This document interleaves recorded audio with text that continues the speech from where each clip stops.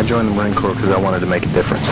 I joined the Marine Corps because I heard about the brotherhood and the camaraderie. I joined the Marine Corps because I needed to do something worth doing. I joined the Marine Corps because I was looking for a challenge.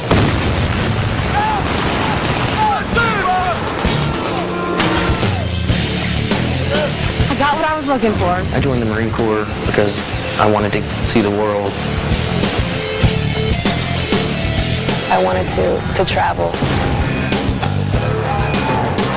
Not everybody can be a Marine.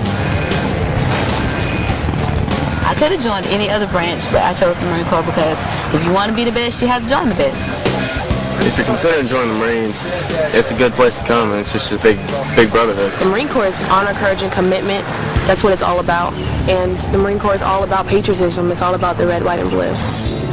The mentality of the Marine Corps sets us apart. The pride, the tradition, the need to be the best, because we are the best and we want to stay that way. For over 230 years, the country has depended on us to be ready, and that's why we're here today, to be ready. The Marine Corps is all about esprit de corps. Being a Marine is about going above and beyond. Being a Marine is a step above the rest. It's all about serving the country, having pride, holding your head up high, knowing that you're a United States Marine.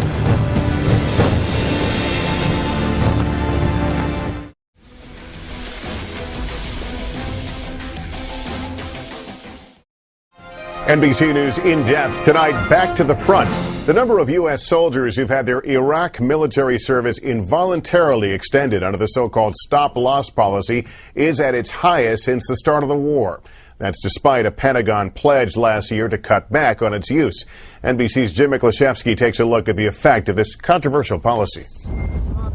As Sergeant David White was preparing to wrap up his military career last year, he was stunned when the Army refused to let him go. I was just in disbelief. I did not think that something like that could happen to me.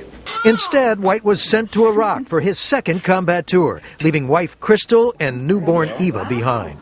What the Army did is slap White with a stop-loss, which allows the Army to extend a soldier's enlistment, like it or not.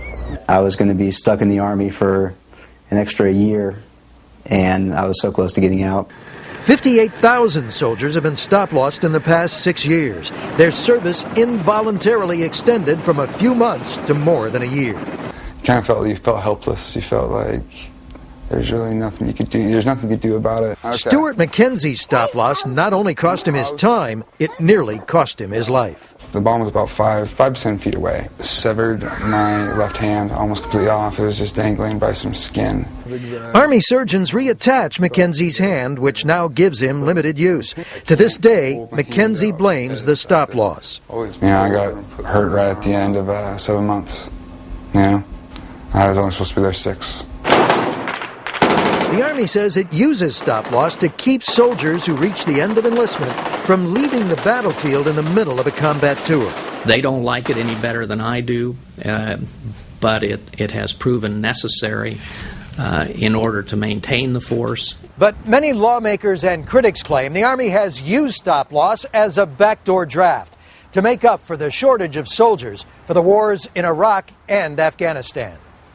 It is going to destroy the morale of our troops. We've got to stop it.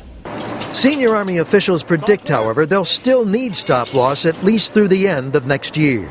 That won't matter to David White, who will finally leave the Army in July, fulfilling his duty and then some. Jim Miklaszewski, NBC News, The Pentagon.